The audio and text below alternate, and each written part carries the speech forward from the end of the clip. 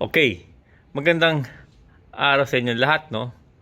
Konting sharing lang dito sa aking bayabas. Okay.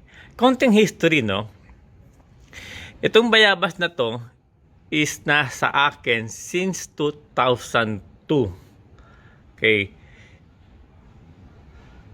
Itong bayabas na to is siya ang pinakamatandang puno na naalagaan ko during sa aking pagbobonsai. Okay. So, siya, si Mang Kanor, ang pangalan nito, is galing siya o nursery grown siya nung aking nakuha. Dati kasi, no, medyo mataas tong punon to. No, maliit pa yung mga trungko niya. So, inabrupt cut ko siya, stab, at ito nga yung naging resulta, no? Actually, nakikita nyo na yung mga development ito sa aking YouTube channel, no? I-paste natin o i-link ko sa inyo yung mga video na na-upload ko tungkol dito kay Mang Kanor. Okay. Kung mapapansin nyo, no? Yan, yung una nyo mapapansin, bakit siya merong basahan sa kanyang trungko. Okay. Ang purpose nitong basahan to is para maging moist yung kanyang trungko. Kapag nag-moist ang kanyang trungko, may tendency siyang magkaroon ng ugat. Kapag nagkaroon siya ng ugat, no, magkakaroon siya ng parang bukol kung saan siya tumubo yung ugat na yon, no. Ang epekto nun, magmamatured yung kanyang trungko dahil nga galing siya sa nursery, kumbaga nursery grown siya from seedlings, is medyo hindi siya ganoon ka-matured yung kanyang trungko. Kumbaga, kulang sa karakter. Ang purpose kasi nito, no, dahil nga magkakaugat siya, bubukol, is para mag-matured yung kanyang trungko. Kung mapapansin nyo, no, dun sa paligid natin, yung mga matatandang bayabas na nakikita natin is nagbubukol-bukol siya. Yun ang palatandaan na ang bayabas is medyo matured na. Okay. So ngayon, no, para mapatunayan na yung paglalagay ng basahan is makakatulong sa pagpapalaki o pagmamatured ng trungko, so tatanggalin na natin siya o tatanggalin na natin yung basahan para at least makita nyo kung ano ang resulta. So, pause muna natin video at para masimulan natin yung para matanggalan natin yung basahan.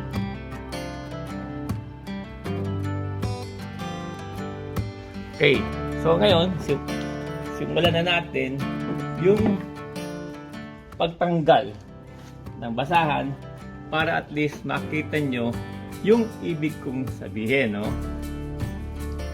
Okay. So medyo may katagalan na itong basahan to dito na hindi natatanggal para at least makita nyo. Malamang kung hindi ako nagkakamali, no, medyo malaki na ang in-improve nitong punong to. Okay. So ayan, no. Ito nyo. Yan.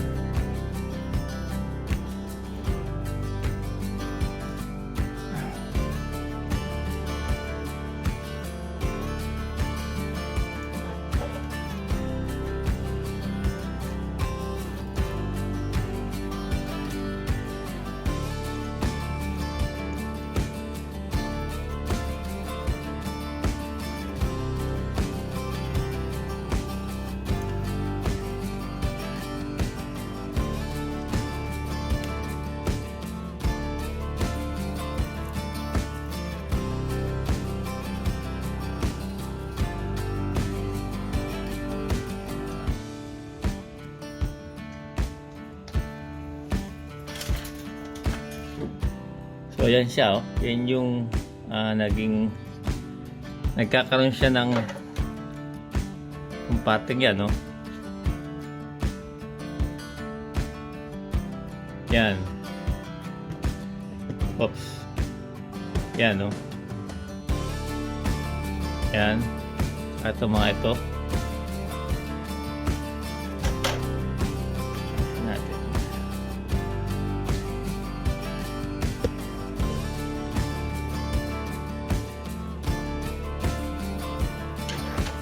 Okay. So yan yung mga ugat na sinasabi ko, no? Sa likod kasi manuna ng yan, no? Yan yung mga ugat na tumubo, no? Yan, no? Yan. So tendency niya, no? Actually tatanggalin naman natin to, no? Hindi mo natin kailangan yan, no? So ang tendency niyan, kung mapapansin nyo,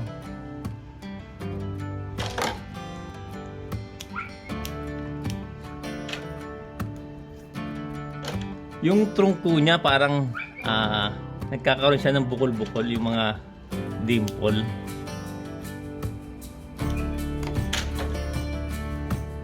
Ayan, no?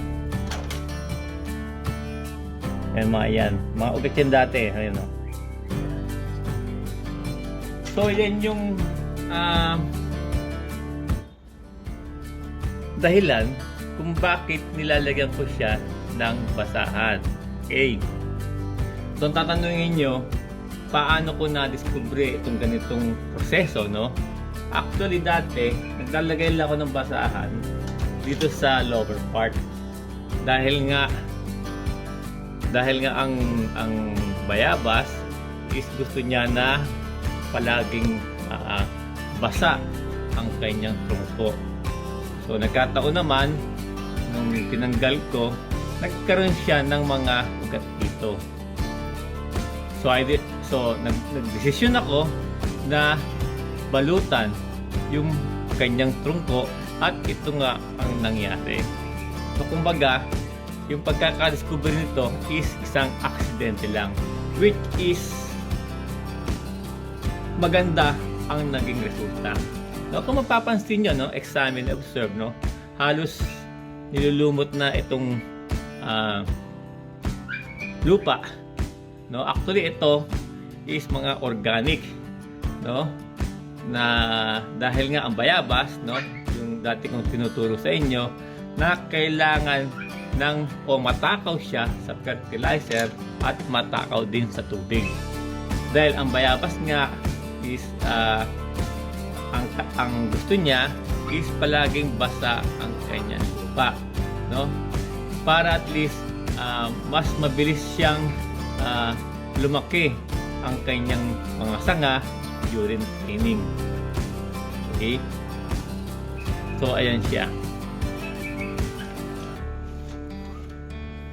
So ngayon, no, siguro is naintindihan nyo na o nakuha nyo na yung ibig kong sabihin tungkol dun sa paglalagay ng basahan, no, sa kanyang trungko, no. Ngayon, ang susunod na topic natin dito is itong pagpapabunga dito kay Mang Kanor. Okay. Doon sa mga nakaraang video ko, no, dahil nga itong si Mang Kanor is galing sa nursery o galing sa seedlings, no, kung ilalaban natin siya sa show is napakahirap manalo. Doon sa nakaraang video ko na ipaliwanag ko na itong si Mang Kanor is hindi naman siya ganun ka-outstanding ang kanyang disenyo. Kumbaga, simpleng bonsai lang siya. Kapag ilalaban natin sa show, no, naipaliwanag ko na para manalo siya, dapat meron siyang X factor na dapat o dahilan para hintuan siya ng mga judges. Or, kung hindi naman siya hintuan ng judges, is ma-enjoy siya ng mga viewer o ng mga audience sa show. Okay. Dahil nga ang bayabas isang fruiting, no? Para ma-impress o para mahintuan siya ng isang judge, so dapat marami siyang bunga, no? Which is na-attain naman natin, no? Kumbaga na-attain natin, no? Ngayon, doon sa nakaraang video ko, no? Doon sa nakaraang video tungkol dito sa bayabas, no? Yung kanyang mga bunga is medyo malayo o medyo may kalayuan sa kanyang trungko, no? Dahil nga maganda ang pagkakatrain natin o maganda ang pagkakaalaga dito kay Mang Kanor, is na-attain natin na lumapit yung bunga sa kanyang trungko, no?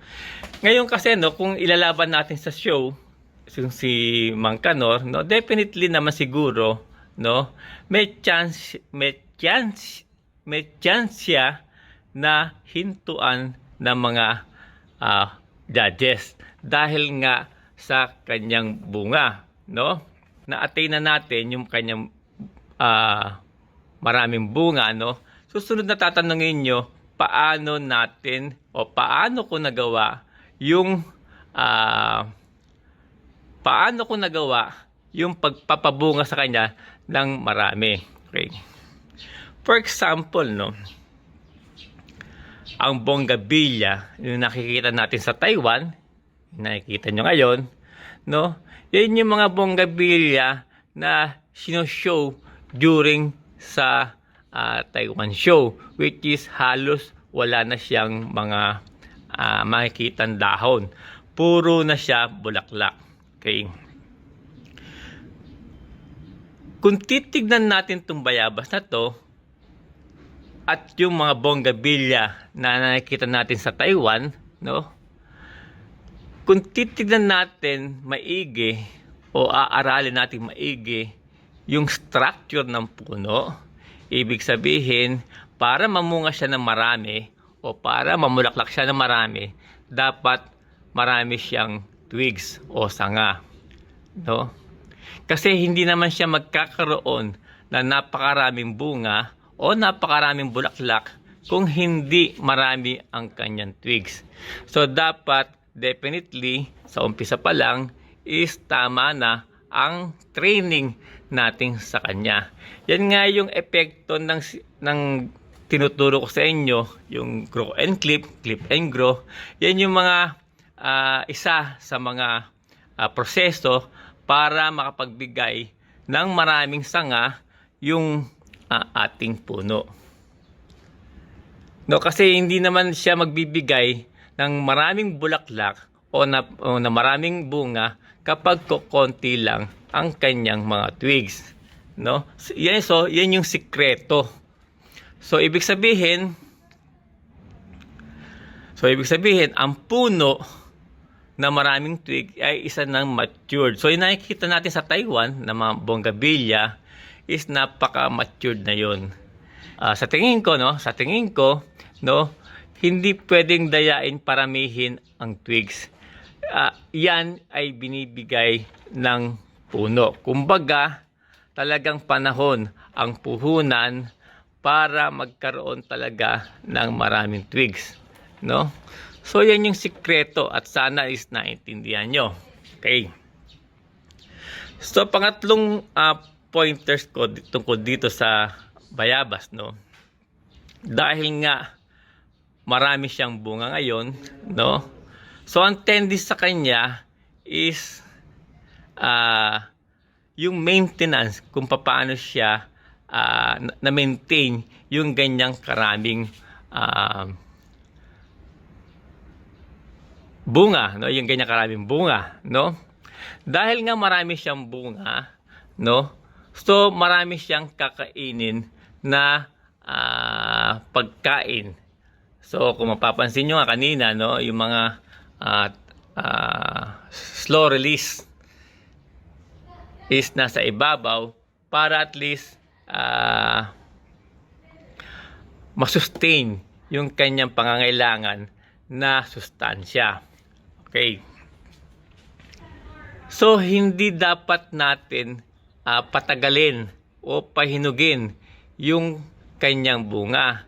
No? Dahil nga, yung sinasabi ng mga Taiwanese master, no? Magpapabunga ka lang o magpapabulaklak ng isang puno kapag ito ay ilalaban mo na sa show. During training, hanggat maaari, hindi siya pwedeng pabungahin o pabulaklakin dahil nga humihina ang kanyang puno.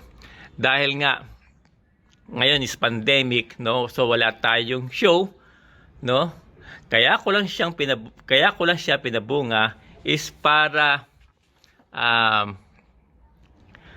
masubukan kung tama nga ba yung mga tinuro ng mga master, ng mga Taiwanese master, which is sa tingin ko is nasunod naman yung kanilang mga turo, no? So yan yung kagandahan na sumasali tayo sa isang club tulad ng PBSI. Marami tayong natututunan tungkol sa mga flowering at sa mga fruiting, no? Kasi kung hindi naman to na ituro ng mga Taiwanese master, no? So tendency ko lang is pabungahin ko lang siya, which is pag maraming bunga is makakasama doon sa puno kung mali ang inyong alaga. So tendency nun is maraming mamamatay na sanga, no? Dahil nga marami siyang bunga ngayon, no? At wala namang tayong show na bonsai o competition, no? So useless na pahinugin pa itong mga bungan to. Na kumbaga, na-attain na natin yung gusto natin ma-attain sa kanya, at sa tingin ko, para hindi mahirapan yung puno, is dapat na siyang tanggalin. Okay? So, for katuwaan lang, no? Subukan natin bilangin yung kanyang ibinigay na bunga, no? Almost 20 years siyang inalagaan. Ngayon lang siya napabunga ng ganito, which is very fulfilling para sa akin. Kahit hindi ko muna siya ma-show ngayong pandemic, at least nasubukan ko at natutunan ko kung paano siya alagaan. So, simulan na natin yung pagbibilang ng bunga. Okay.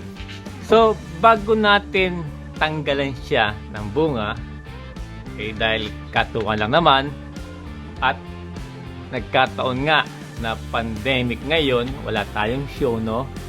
Subukan naman natin, no, na kunwari lang may show, ihahanda natin yung puno, no? Kasi pag natanggal na natin yung bunga, no, wala na tayong gagawin, no? Wala na tayong pag-uusapan, no? Wala na tayong katuwaan. So katuwaan lang, no? Papakita ko sa inyo kung papaano siya ipe-present kung meron show, no? Kung paano siya ipe-present sa isang bonsai show. So definitely ang ipapakita natin yung kanyang bunga, no? Ayaw naman natin siya na tanggalin yung mga dahon at yung bunga lang ang ititira, which is very unnatural. Mas maganda ipe-present natin siya sa isang bonsai show na merong dahon at meron ding bunga. So definitely ganito ang gagawin natin, no? So una, for example, this one, no? So tatanggalin natin itong excess na dahon para at least lumabas yung kanyang bunga, no? Huwag bawasan natin, no? For example, this one, tanggalin natin, no? Bawasan natin para lumabas yung kanyang bunga. Okay, tulad nito. Yan. So, mahaba na tayo. So, mapapansin nyo, unti-unti ng yan. So, hindi lahat is dedicate, no? Papakita lang natin yung bunga, no? Yan. Okay. Actually, meron pa rin rito yun. Awas tayo dito.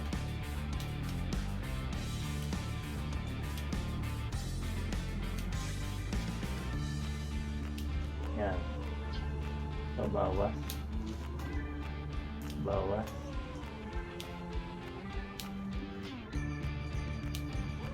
So, gagawin natin yung proseso, no? Paikot para lumabas yung kanyang bunga.